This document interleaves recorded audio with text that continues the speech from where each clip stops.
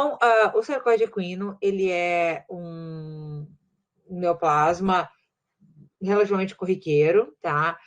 Esse aqui é o exemplo clássico, tá? Uma das formas mais clássicas que tem, de uma lesão ampla, grande, com esse aspecto vegetativo, verrucoso, tá? Então, aqui a foto do mesmo animal. Esse aqui foi um animal que a gente encontrou num trabalho que a gente fez há anos atrás, eu acho que ali, ó, desde 2008, tá? Era o trabalho da FEFA, que a gente ia num abatedor na cidade e buscava peças, a gente estava justamente atrás, principalmente de CCEs, né? A gente queria ver lesões mais clássicas nos membros dos equinos, tá? E aí, a gente, nesse levantamento, encontrou vários sarcóides, tá? Então, aqui, a mesma imagem do mesmo animal, tá? Só para vocês verem, esse, assim, ó, é o aspecto mais clássico dos sarcóides dos equinos. Aí, esse trabalho resultou numa dissertação, mas antes disso, a gente já tinha trabalhado um pouco aqui na nossa realidade, tá? Com o levantamento da casuística daqui, então foi no período de 78 a 2002, ainda lá no tempo que eu atuava no LRD, e a gente percebeu que, vai lá, na época de 46 tumores de equinos, né, resgatados naquele período, 15 eram sarcóides, tá? E a maioria deles, então, estava localizado em membros, cabeça e tronco, tá? E a gente encontrou um número bem grande de sarcóides múltiplos, o que está de acordo com o que o Milton também fala. O Milton fala, então, que 40% dos casos de sarcóides que a gente vai diagnosticar, eles vão ser sarcóides múltiplos, 60% são casos de sarcóides únicos. Então, é bem corriqueiro a gente encontrar essa situação. E aqui, então, um outro animal, tá? Com esse sarcóide aqui já havia sido removido, tá? Mas ele recidivou. Aqui eu tenho um pouco de dúvida o quanto é recidiva de sarcóide, o quanto é só tecido de granulação, mas em princípio, aparentemente, ou foi entendido como uma recidiva.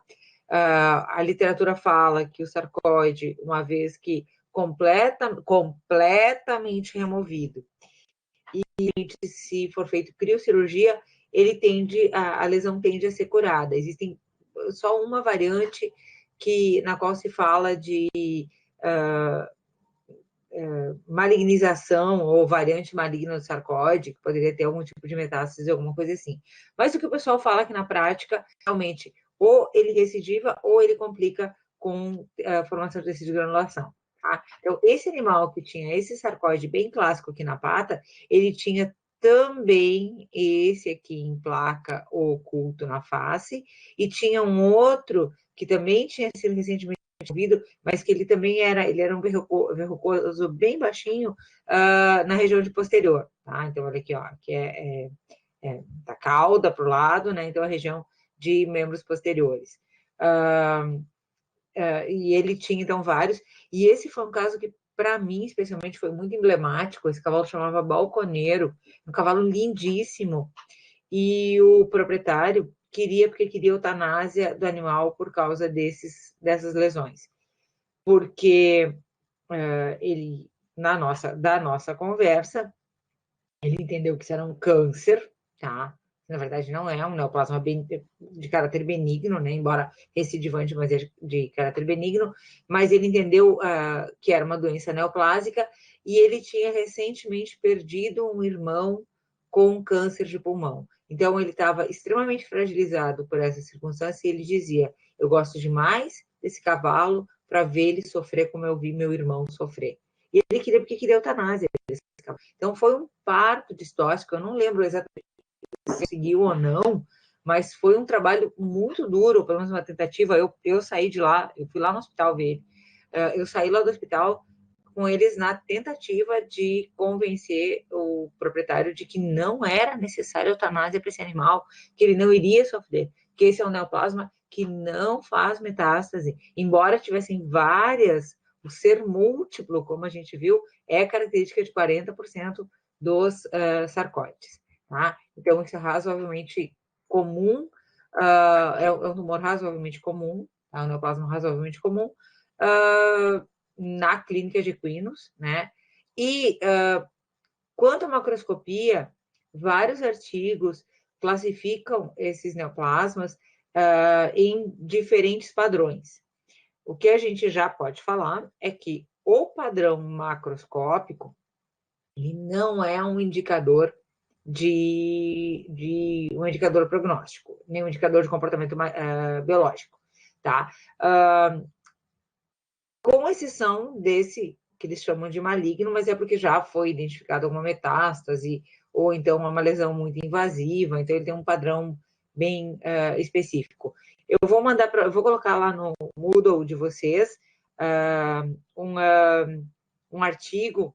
Eu só não consegui localizar ele agora, porque como eu me inventei de fazer essa aula sobre sarcoide, não faz, foi agora, no transcorrer da manhã, eu não consegui resgatar ali, mas eu tenho guardado em algum lugar no meu computador e eu vou resgatar isso para vocês, então, tá? Mas esse artigo, ele classifica, então, os sarcoides como o tipo verrucoso, que é esse mais comum, muitas vezes, geralmente, uma formação, se caracteriza por ser uma formação geralmente polipoide, né? Ou seja, tem uma base estreitada, a superfície ulcerada e irregular, aquele aspecto vegetativo, exudativo, com formação de crosta, muitas vezes, tá? O fibroblástico, ele tende a ser nódulos pequenos e subdérmicos, o nodular ele tem um padrão bem arredondado, tá? E ele pode ulcerar.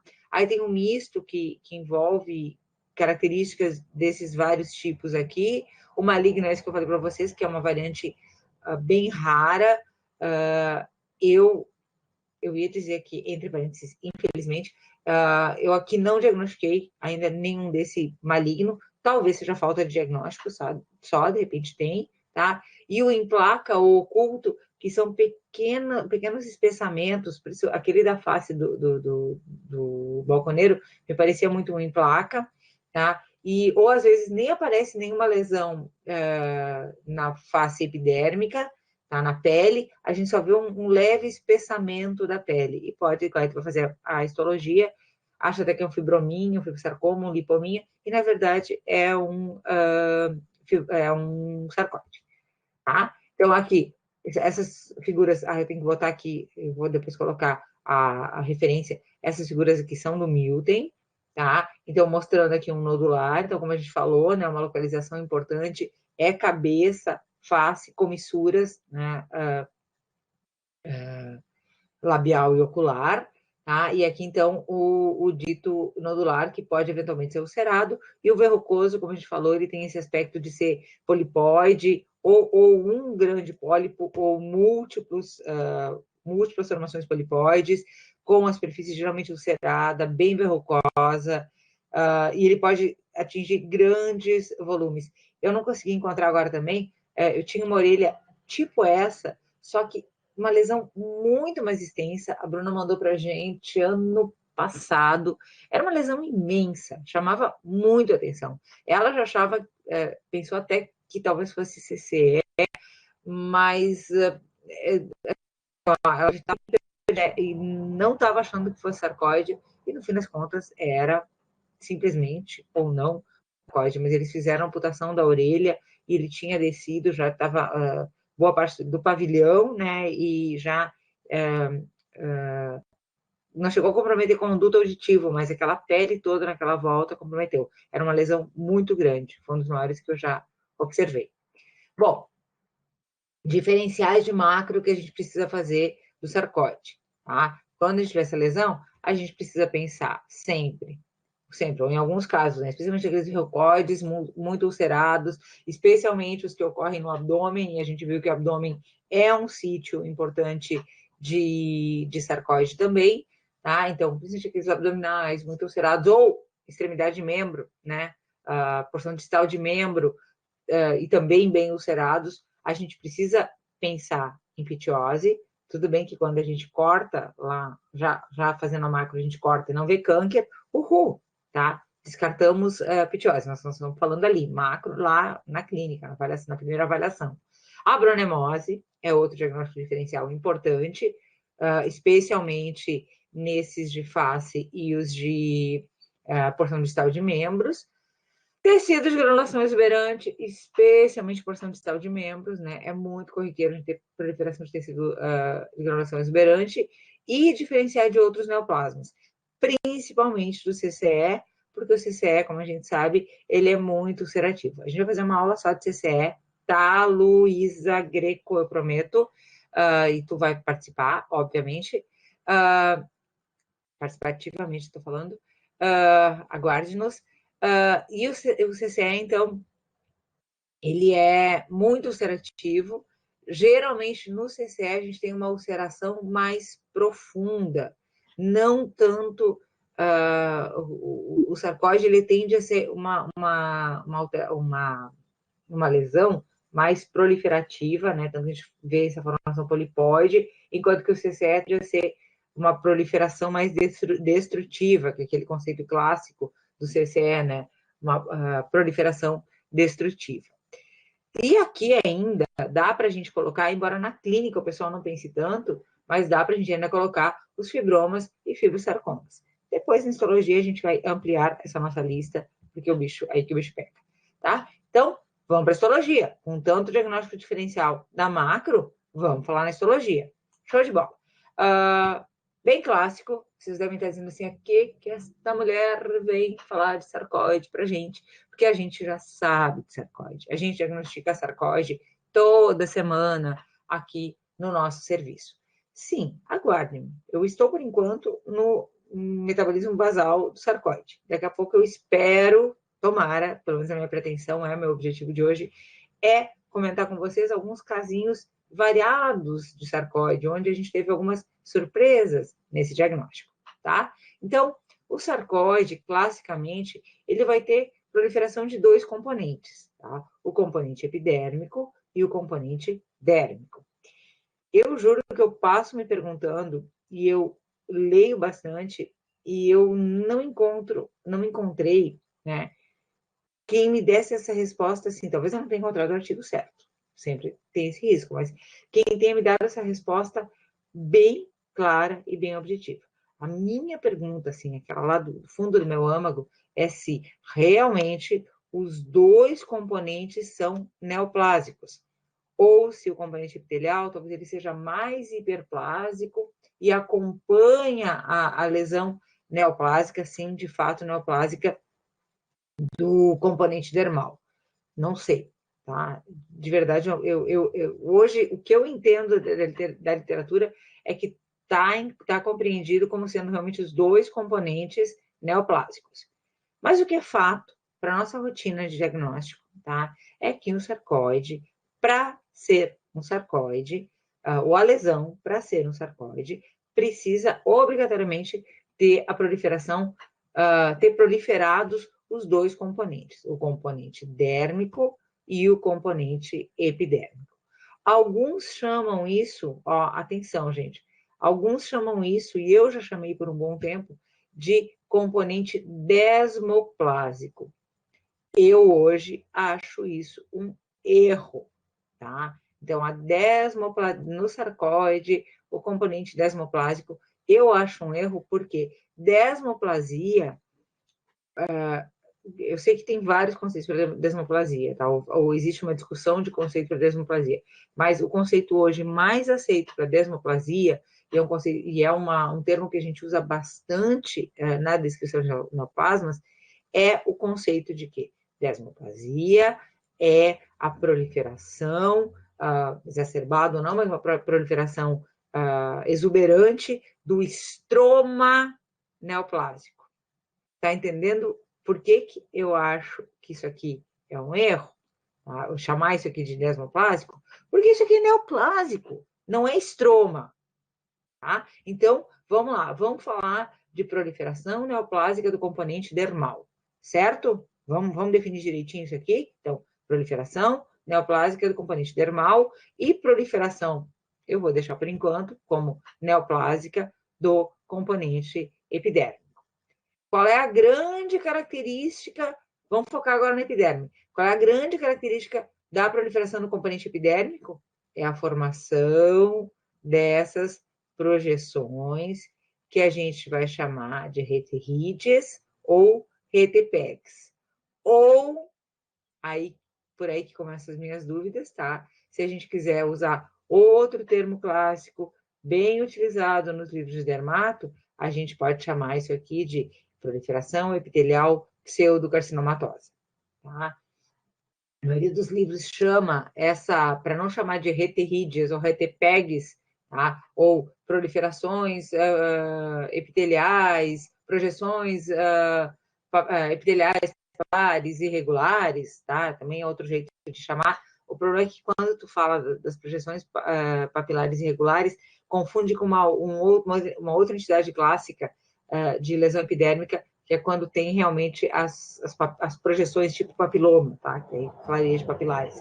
Então, porque a gente está falando aqui de papilas epidérmicas ou dérmicas, tá?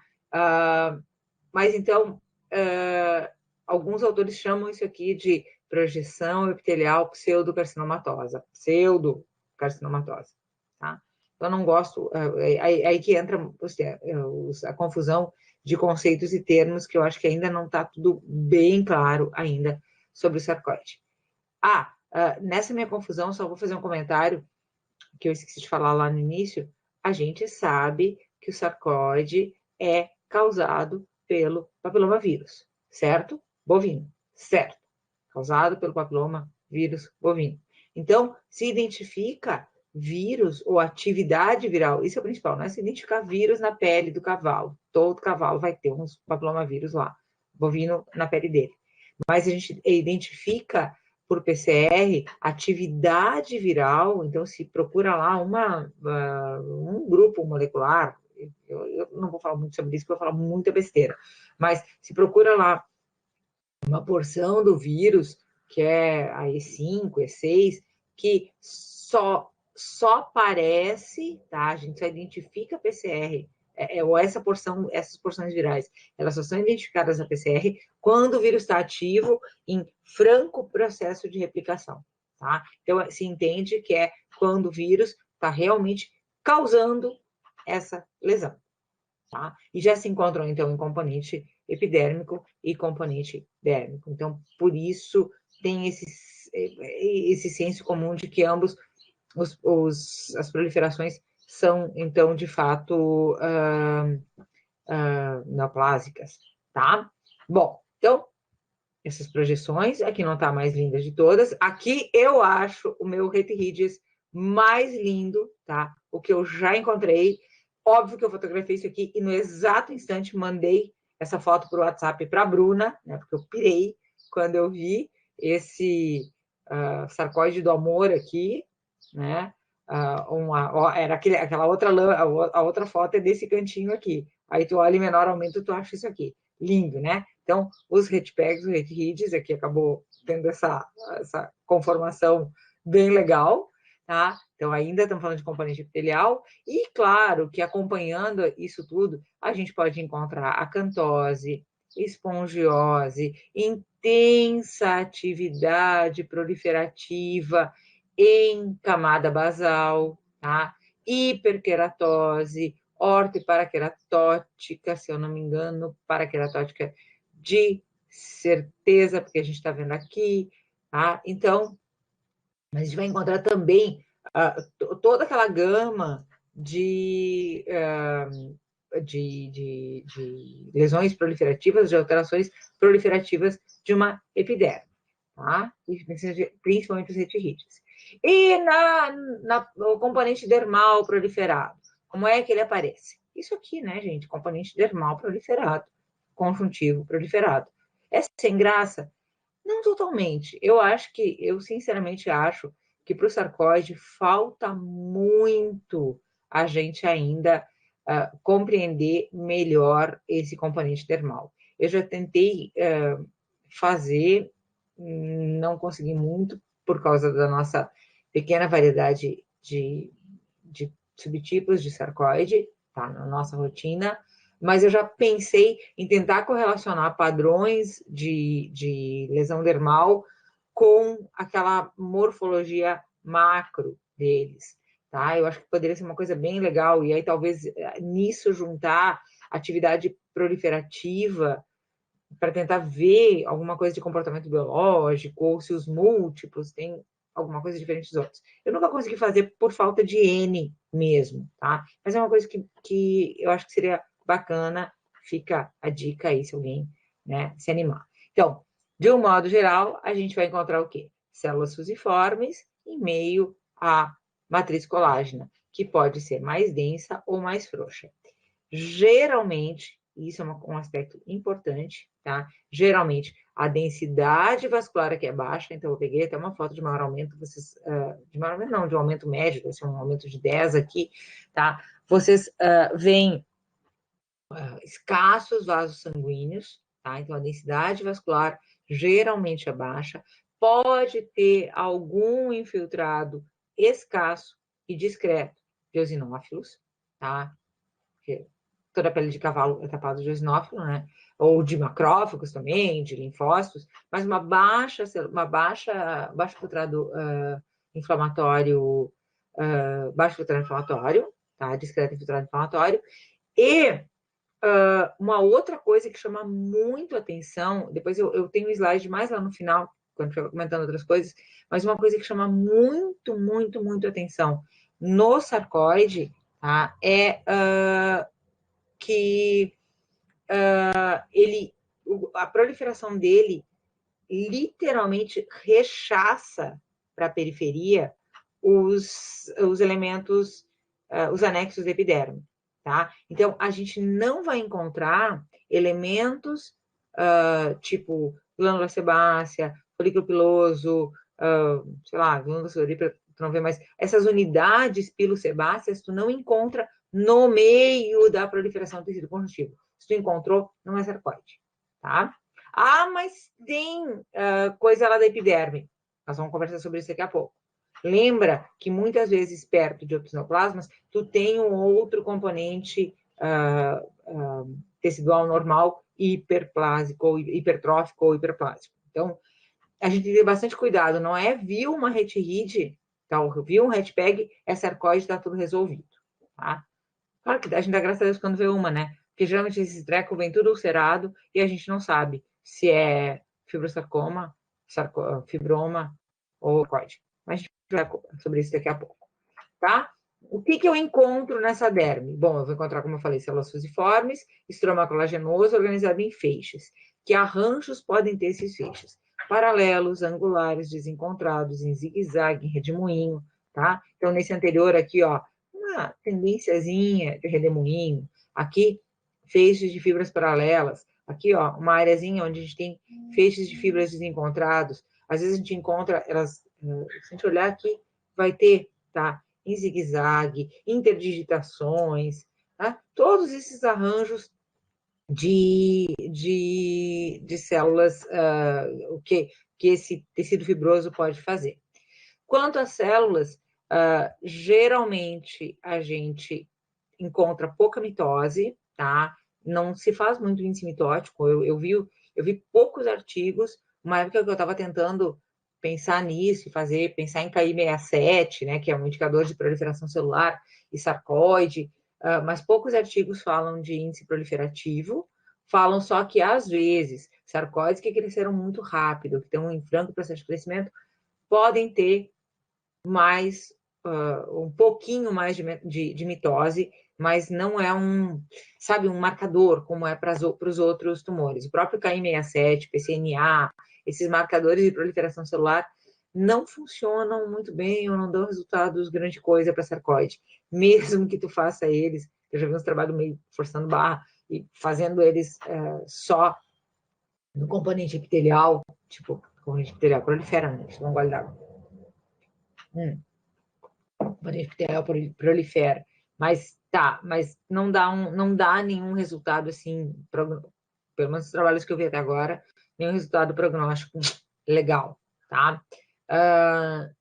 Há um tempo atrás, eu conversei bastante com a Bruna, a gente teve aqueles momentos de conversa técnica, e a gente falando, ela recente tinha vindo de uma palestra com o Knut Belt, que é o cara do sarcóide no mundo, E ele tinha falado, assim, que de qualquer forma, apesar disso, né, apesar de parecer uma doença benigna, não, a gente não pode esquecer que ela é uma doença neoplásica e tem que ser tratado como um processo oncológico, tá? E aí, com isso, ele fala, não sei, a gente até hoje queria entender melhor o que ele quis dizer com isso, ela acabou não conseguindo depois falar com ele, era uma palestra aquelas grandonas e foi embora. E buscamos artigos, a gente não conseguiu ver ele pensa em malignização, metástase, não sei muito bem o que ele pensou. Olha só, rede então, não pode, nossa, muito clássico, né? A gente vê, a gente, ó, ele tem aqui, a gente, né? Os pilotos de proliferação socialmente que a gente se do sarcoide, a proliferação desmoplásica do sarcoide. Então, tem uma linha. Eu não vou dizer que é bem delimitada, porque conjuntivo é conjuntivo, mas a gente consegue ver uma delimitação, tá? Não tem uma cápsula, mas a gente consegue ver uma delimitação obscura, mas uma delimitação desse tecido. Então, classicamente, os anexos cutâneos rechaçados para a periferia, retirrides, aqui uma bem de perto, tá? Bem legal. Aqui também, retirrides, né? Como vocês quiserem chamar, bem lindas. Mas aqui, tirado já sarcoide, olha, o caso 18, 329, 2018, muito lindo, só que, tá, me chamou a atenção, ele tinha pouca ulceração, ele tinha uns focos só, uns pontos de ulceração, e mesmo nas áreas um pouco mais distantes da ulceração, ele tinha bastante inflamação e tinha proliferação vascular. Lembra que eu falei que o sarcoide não tem muita proliferação vascular? Tá, mas eu estava vendo o sarcoide, ele tinha áreas onde ele era francamente sarcoide. Aí tu vai olhar um pouco mais, né? Vai olhar mais um pouquinho. Aí eu comecei a olhar, e olha isso aqui, gente. Vendo esse trequinho aqui, tá? A foto da mesma coisa, uma outra foto da mesma coisa, tá? Eu até vou lá para coisa, para o webconf agora, e me diz o que, que é isso. O que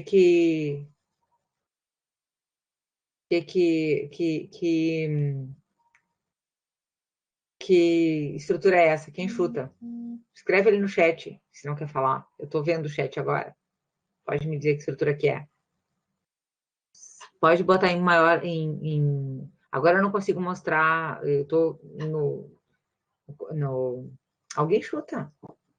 Olha só, uma estrutura grande, aparentemente tem uma parede de um material hialino, uma parede regular de material hialino. No seu interior tem estruturas celulares bem primitivas, tá? Ninguém vai chutar. Dou-lhe uma, dou-lhe duas. Vou lá pro coisa para poder olhar melhor, mostrar melhor para vocês. Gente, larvinha de abronema, tá? Então, olha a inflamação que tem na volta, tá? Ó, larvinha de abronema. Claro que eu tive a oportunidade de ver que isso aqui estava naqueles aqueles tratos necróticos que a abronema faz, tá? Porque a larva vai caminhando e vai destruindo o tecido, e vai inflamando o tecido, e ela vai destruindo o tecido, e o tecido vai inflamando, e o tecido vai inflamando, e ela aproveita a inflamação e destrói mais ainda. E aí vira uma simbiose, né? Vira uma inflamação e larva andam juntas, uma ajuda a outra. E claro que eu vi esses tratos, isso me ajudou, obviamente, a olhar essa lâmina, tá? Mas olha aqui, ó. Então, gente, tinha as duas coisas juntas. Tinha sarcoide e tinha abronema. Então, qual é a minha grande, talvez a minha grande dica de Profiveia é assim, ó, não fica satisfeito quando encontrou sarcoide, ou quando encontrou tecido de granulação, ou quando encontrou uma lesão só dessas. Porque eu tenho várias situações onde elas podem ser concomitantes, tá? Tem várias situações onde elas podem ser concomitantes, como foi esse caso. Esse caso tinha as duas coisas na mesma lesão, sarcoide e abronema, tá? Bom, e aí? A gente viu quais eram os diagnósticos diferenciais. Eu já praticamente passei um diferencial aqui na frente, né? Diagnósticos diferenciais na macro e agora os diagnósticos diferenciais na histologia. Bom, pitiose segue, embora eu acho que na macro a gente já tenha resolvido ele. A abronemose deu para ver agora, eu ia dizer que na macro a gente resolve, mas não obrigatoriamente a gente resolve a abronemose na macro. Tecido de granulação exuberante, a gente não resolve ele na macro, tá? Então, também tem que esperar estupato, é nele que a gente vai, ou precisa considerar esse diagnóstico diferencial na estupato e buscar os elementos do tecido de granulação exuberante para fazer o diagnóstico, e outros neoplasmas. CCE é tranquilo para fazer diferenciação, CCE só tem um componente epitelial, show de bola, né? Tem desmoplasia, aí sim, ó, no CCE é desmoplasia, mas é diferente, aquele tecido conjuntivo frouxo, a gente identifica bem. Fibromas e fibrosarcomas, que podem ser uma encrenca bem grande para a gente diferenciar, principalmente nos sarcoides. Quais? Vou voltar lá pro chat. Me diz em que tipo de sarcóide ou em que circunstância eu vou ter muita dificuldade de diferenciar sarcóide de... Pelo amor de Deus, escreva alguma coisa, eu acho que vocês estão tudo dormindo, tá? Em que circunstância a gente vai ter dificuldade de caracterizar um sarcóide, diferenciar um sarcóide no fibrosarcoma? Oculto.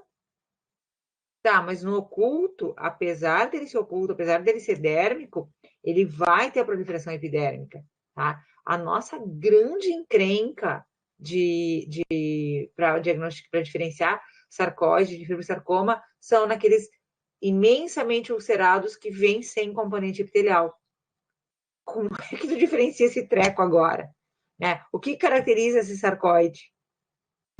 O sarcóide é caracterizado por a gente ter os dois componentes. Tá? E se tu perder um componente porque ulcerou, porque destruiu tudo, né? Então, assim, ó, para mim, a grande encrenca, e eu não fecho diagnóstico de sarcóide se eu não encontrar componente epitelial francamente proliferado. Às vezes, depois eu vou mostrar um casinho ali para vocês em que não tinha ulceração, tinha ulceração ou não tinha, mas que eu fecharia por um outro elemento, tá? Mas, em alguns casos, eu vou dizer, eu vou botar inconclusivo e vou colocar lá no laudo, lá no comentário do laudo, que eu vou fazer toda a descrição, tudo bonitinho, descrição macro, descrição micro pro tecido, tá? Para aquela peça. Vou colocar inconclusivo e vou colocar que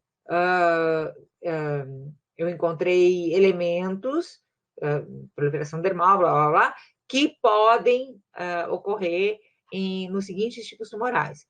Fibrosarcoma, eu vejo, né? Fibroma, fibrosarcoma, isso eu consigo diferenciar, e sarcóide. Tá? E que, em função da grande da inexistência de componente epitelial, o componente epidérmico normal ou alterado, eu não consigo fazer diferença. Eu acho, aquelas histórias, né? Eu não sei se há 15 anos atrás seria tão fácil para mim, 15, vamos botar um pouco mais, né? 15 eu já estava melhorzinha, mas, sei lá, 20 e poucos anos atrás, eu estou há 27 anos aqui, faço 28 agora em setembro, há 20 anos atrás, eu teria a tranquilidade de dar esse diagnóstico, eu entendo, de dar esse inconclusivo. Eu entendo que é bem ruim fazer isso, tá, gente? Mas hoje, a velhice me mostrou que é melhor a gente dar esse inconclusivo, tá? E tu te mostrar responsável e não incapaz, tá? Do que dar um diagnóstico e depois, mais um tempo, vem outra amostra para ti. Tu até pode sugerir, num caso desses, que que te mandem mais um fragmento.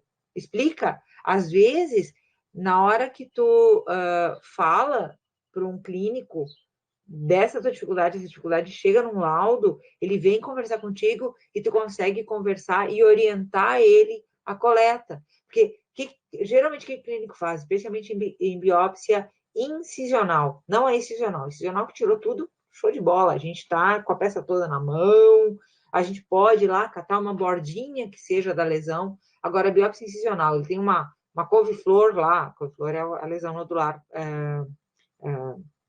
polipoide, tá? Ele tem uma couve-flor lá e a couve-flor, e ele tira lá um centrinho da couve-flor só, tá? E aí é uma bela de uma encrenca, porque o centrinho da couve-flor é aquela área mais ulcerada.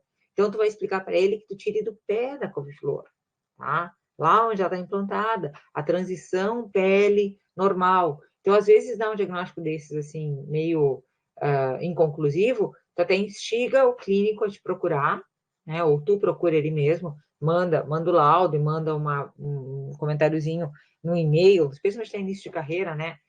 Para te assegurar, manda um comentáriozinho dizendo, olha, que avaliou, blá, blá, blá, e que tu está à disposição para tirar qualquer dúvida, e por aí vai. Eu sempre acho prudente, acho melhor fazer isso do que se fazer de, eu sei tudo, e na verdade daqui a pouco vem mais um pedaço para ti e tu tem que dar outro diagnóstico. E ainda, olha só, o Milton agora fala de uma variedade de sarcoide, e eles classificaram como sarcoide porque identificaram presença de papilomavírus bovino nessas lesões. E que são lesões que vinham sendo dadas como tumor de bainha de nervo periférico, os famosos PNSTs, tá? E que neles a proliferação real é mínima. Então mais um para complicar a vida da gente, né? Então, assim, ó, PNST em cavalo, a gente tem que olhar com cuidado, e mesmo que não tenha proliferação epitelial, talvez seja uma variante meio louca de sarcóide. Ele não fecha a questão, mas ele diz que tem alguns artigos que estão falando isso. Eu não consegui ir atrás dos artigos ainda, tá? Então, se quiserem, tá no Milton, quinta edição, e uma frasezinha só lá dele sobre isso. Então, que a gente precisa incluir nos nossos diagnósticos diferenciais de PNSTs ou de sarcóides em equinos, um e outro, tá? Olha só, eu já estou terminando aqui, já vou mostrar uma lâmina para vocês e eu vou acabar não conseguindo fazer uma outra coisa que eu queria. Bom, aqui é um caso, tá? Que era francamente sarcoide. Então, essa área aqui é francamente sarcoide, quer dizer, francamente sarcoide, francamente uma proliferação de tecido conjuntivo, depois que eu vi que era sarcoide pelo lado lá, porque tinha epitélio, tá? Mas junto tinha também proliferação de tecido de granulação. Então, principalmente nos muito ulcerados, geralmente a primeira camada, a camada mais superficial, a camada mais próxima da ulceração, a gente vai encontrar a proliferação de tecido de granulação. Como é que eu diferencio um de outro? Eu sei que aqui é pequenininho, coloca em tela cheia. A gente vai tentar dar uma olhada nisso ao vivo daqui a pouco. Não exatamente essa lâmina, mas outra, tá? Olha aqui, ó, principalmente pela presença desses desses vasos, tá? De um tecido altamente vascularizado, tá? E uma vascularização perpendicular à superfície ulcerada, tá? Então, assim, ó, vocês estão vendo pintadinho aqui, que foi um daqueles pintados errados, em vez de pintar só a parte de baixo, a gente vê aquelas peças que a gente não sabe muito bem e pintou a superfície também, tá? Então, aqui a superfície ulcerada, tranquilo de ver.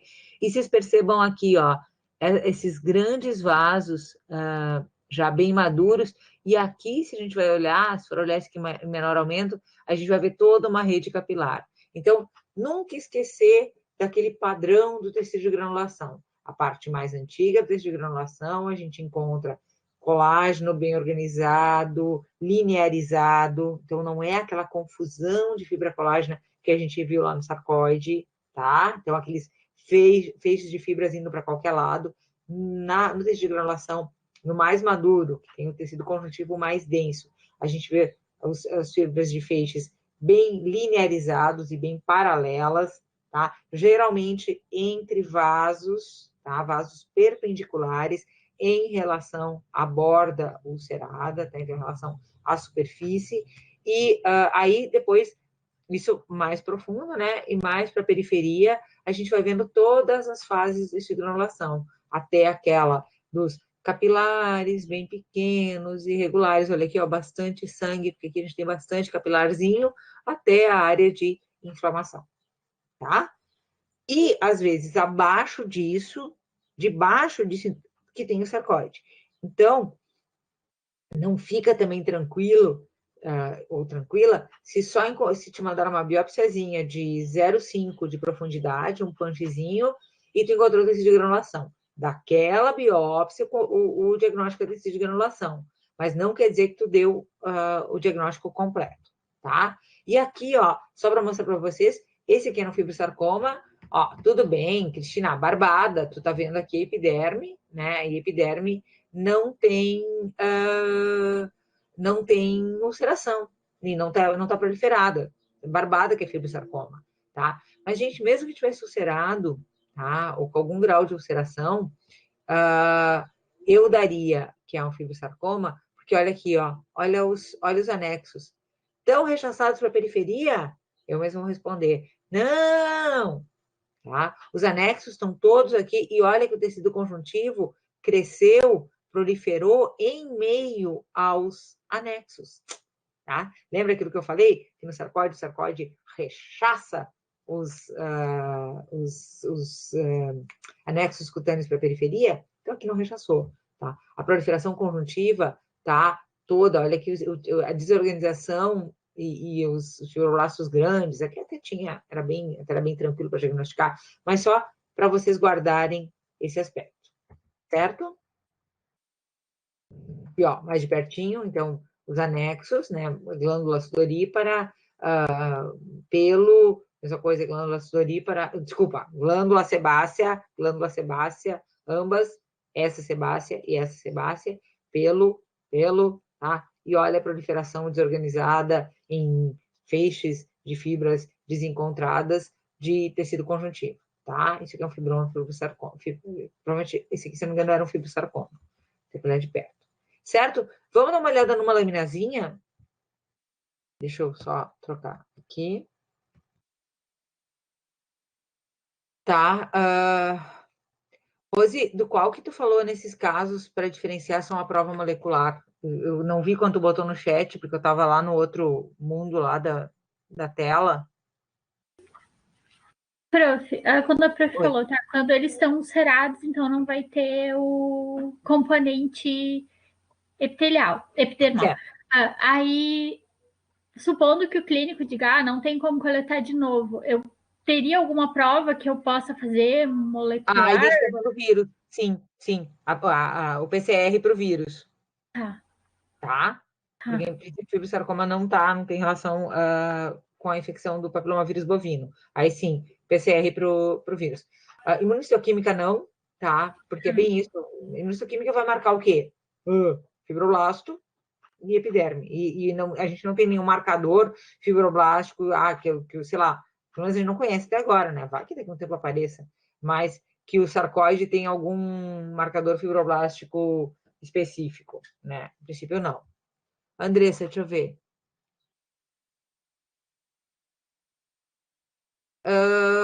Eu acho que eu não entendi direito a tua pergunta, Andressa.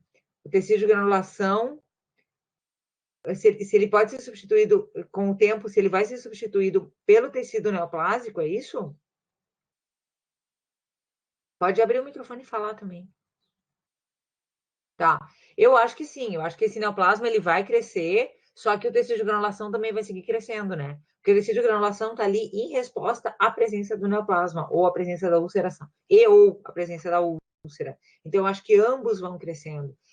Teve um caso, me fugiu o nome, a Hermosa. Eu não sei se a Rose talvez vai lembrar da história, que a gente acabou não conseguindo fazer o fechamento do caso, porque mandaram a pata da Hermosa congelada e ela ficou para descongelar na nossa mesa de necrópsia lá fora, e os cachorros roubaram a pata, levaram para o meio do campo, e a gente não pôde depois serrar a pata e fechar o caso. Mas a Hermosa era assim, ó, foi um caso que veio 200 mil vezes pra gente, e eu dava sempre como tecido de granulação. Tecido de granulação, tecido de granulação. E o Nogueira dizia, pai, você não pode ser só tecido de granulação, porque a gente faz todo o tratamento do mundo para tecido de granulação, e não é só tecido de granulação. Daí tá, tudo bem. Aí a gente fez lá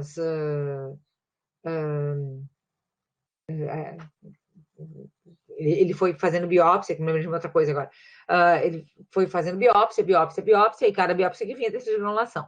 Aí um dia eu chamei, veio mais um pedacinho da hermosa. Aí eu chamei justamente estagiários, eu lembro que na época o Conrado estava de estagiário, nosso bolsista PIBIC. Vem cá, vamos olhar, vou mostrar para vocês tecido de granulação. Vou dar uma aula, bem bela, vou dar uma aula de tecido de granulação. Aí eu comecei, que nem eu fiz com vocês agora. Olha aqui, a ulceração, a inflamação, a área dos pequenos capilares, a área dos arcos, né, da formação dos arcos, com o tecido conjuntivo já mais organizado, a área onde tem rarefação dos capilares e dos arcos, já tem a fusão dos arcos, e satirés, são grandes vasos, já com tecido conjuntivo bem organizado, e desci um pouquinho mais e achei o fibrosarcoma. Gente, a Hermosa tinha um fibrosarcoma, não era sarcoide, mas ela tinha um fibrosarcoma de articulação, tá? Era no boleto também, e era, sei lá se era boleto ou da frente, era no membro posterior. E aí ela tinha um fibrosarcoma ali, e o tecido conjuntivo, e o tecido de granulação crescia sobre aquilo. Como eles me mandavam sempre biópsia de pequena profundidade, eu encontrava sempre só tecido de granulação. Até que um dia eles não aguentavam mais aquele caso. E na época tinha estragado o raio-x do hospital, então eles não conseguiam radiografar. Aí arrumaram o raio-x do hospital, radiografaram, viram que tinha lesão lá na articulação, e aí se animaram, fizeram uma cirurgia profunda e tiraram bastante. E foi dessa vez, que eu não sabia da história da raio-x, cirurgia profunda, não tinha lido a ficha ainda, né?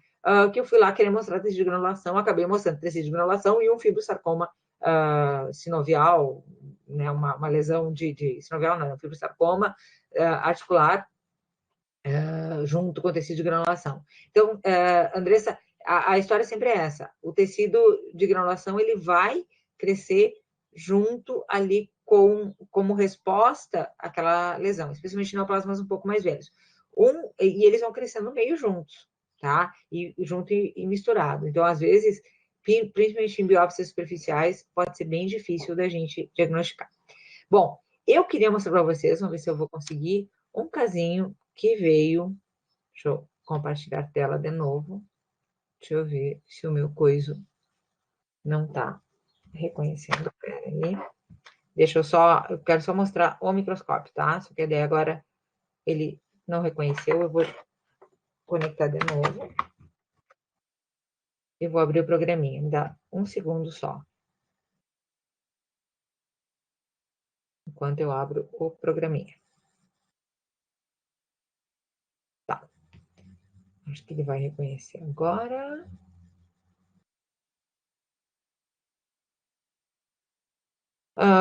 Já vou compartilhar a tela.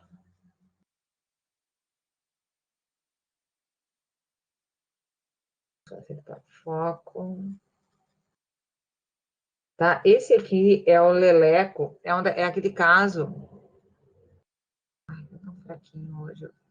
Eu tentei arrumar, mas não ficou tão bom quanto eu gostaria. É aquele caso, um dos casos que a Thaís trouxe hoje. Eu acabei, enquanto estava falando aqui com vocês, eu bati no negócio aqui. A Thaís estava cobrando da gente, de mim, né? Onde vocês fizeram tudo tinha que fazer. Cobrando esse diagnóstico, ele é um cavalo que chama leleco, tá? Então, assim, ó, vou botar em menor, para dar mais geral nessa lesão, que lembra suja.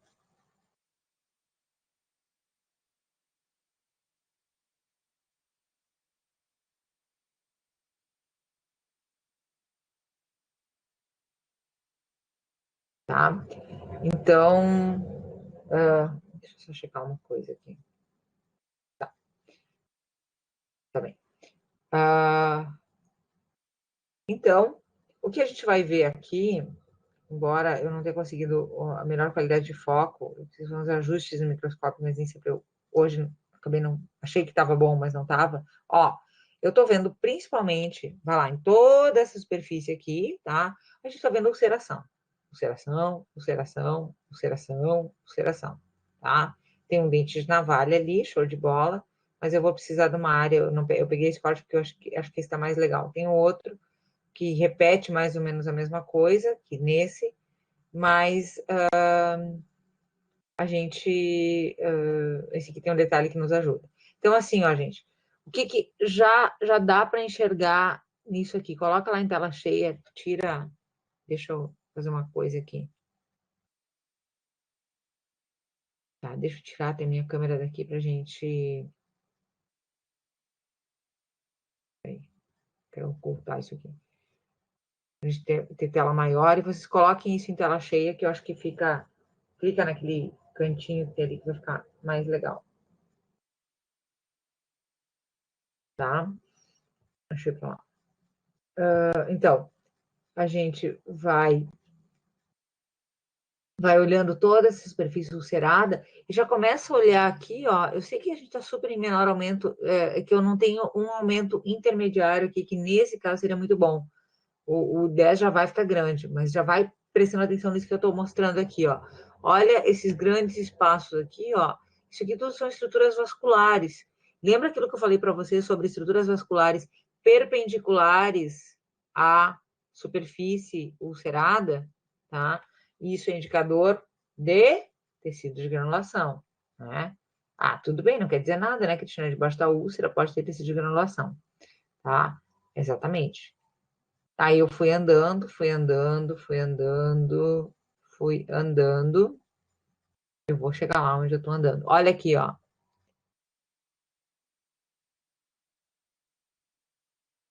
Olha aqui. Ops! Retepegues. É sarcoide? Será? Vamos lá. Será que o fato de eu achar esses retepegues aqui já me qualifica para chamar isso de sarcoide? O que vocês acham? Põe ali, cada um, põe um sim ou não. Se atira. Vamos lá. Sim ou não? Já foram tudo embora? Eu tô falando sozinha faz horas aqui. Não. Sim ou não? Vai lá, Léo. Jéssica. Vamos lá. Quem mais? Vamos lá, Andressa, Cacá. Luz. Ah, tá. Eu perguntei se o fato de eu encontrar esses retirrides aqui, tá? O retpegs, na borda. Deixa eu só botar um pouquinho para lá de novo. Ó, eu fui encontrando ulceração e eu já adiantei para vocês que, de certa forma, eu vou precisar ir lá. Aqui eu já estou vendo, sempre tem umas poeiras, né? Esse aqui é da lâmina mesmo. Aqui eu já estava vendo que é tecido de granulação, mas aí aqui assim, ó, eu fui encontrar retirrides, tá? E aí minha pergunta é,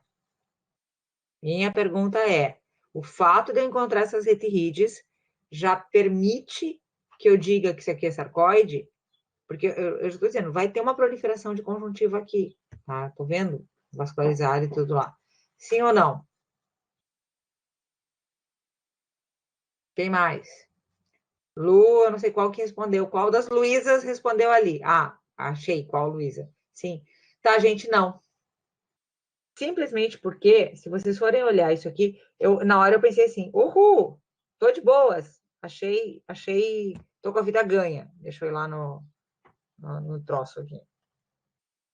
Tô com a vida ganha, é sarcoide. Porque é mais fácil dizer que é sarcoide, né? É tipo coisa maligna, né? É mais fácil. Tu te alivia mais.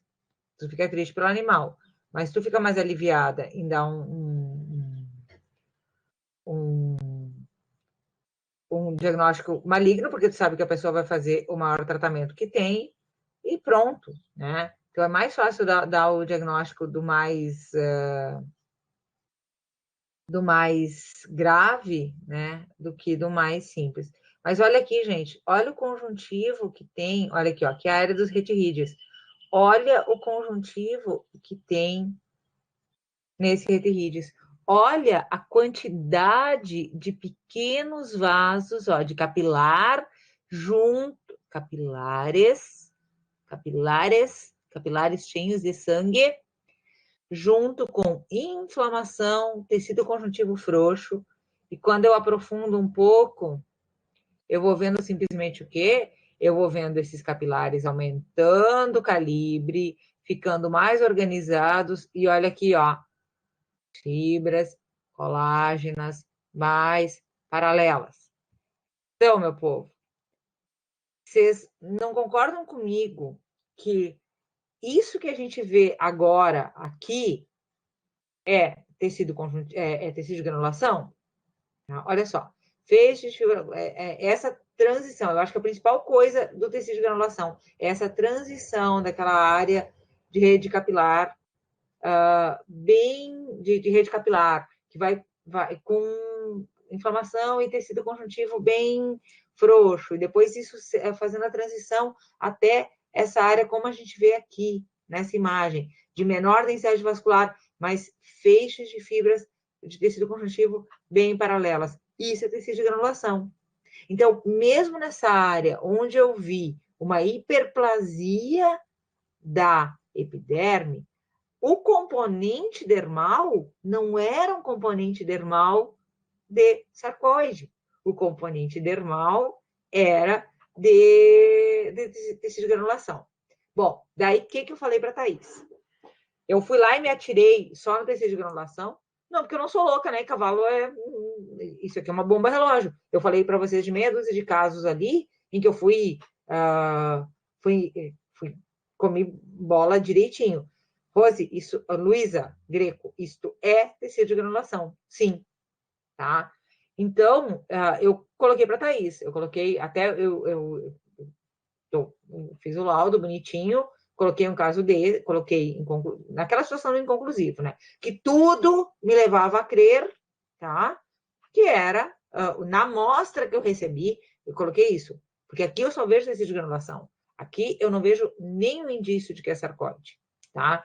Apesar da proliferação epitelial. Eu coloquei que na amostra que eu recebi, eu encontrei só elementos de tecido de granulação. Mas como havia hiperplasia epitelial, tá? Com hiperplasia epitelial padrão pseudocarcinomatoso, o qual ocorre também, não somente, mas também em sarcoides, eu não podia afirmar com convicção de que esse animal também não era portador de sarcoide. Então, recomendava-se uma ampliação de área de margem e tal. Eu nem falei essa ampliação de área de margem, porque depois eu falei com ela no WhatsApp. E fui lá pro WhatsApp conversar com ela, né? Eu disse, ó, eu expliquei a situação para ela. Porque o pessoal diz que, assim, ó, tipo, se é com a Bruna, eu nem preciso explicar muita coisa, se é com o Nogueira, eu nem preciso explicar muita coisa, porque eles já conhecem esse nosso imbróglio, tá? Mas como ela é residente, eu achei que eu devia de explicar, fui lá e expliquei, e ela, resposta pronta dela. Tá joia, prof, a gente achava que era granulação mesmo. Era uma situação, uma ferida que a égua tinha sobre uma articulação, e é difícil de cicatrizar, justamente porque o animal faz movimentação, então eles já achavam mesmo que era de granulação, tá? Então, assim, ó, qual é que...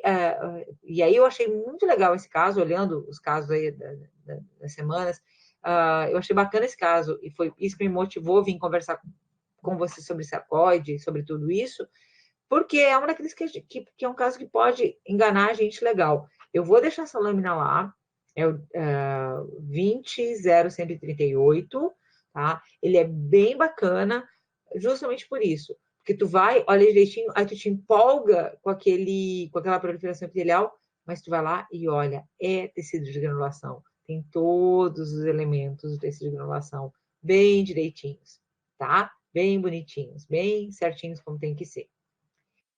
Certo, meu povo?